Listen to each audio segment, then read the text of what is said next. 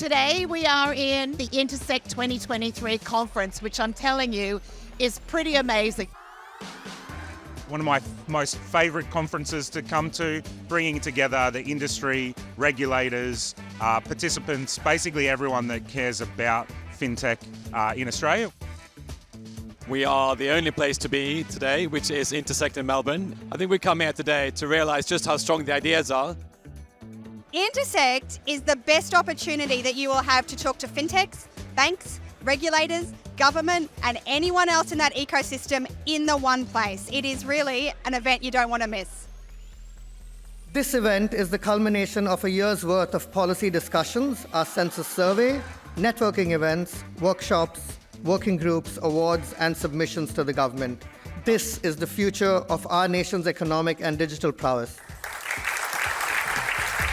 The Victorian Government is particularly proud to be supporting this great event for the 7th year. So good to be here. Wow, standing room only. I understand there's about 1,000 people at this conference this morning. That's amazing.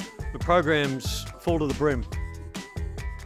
I think the biggest opportunity for the FinTech community is to really take leadership and provide a safer environment and a trusting environment for the community to engage with.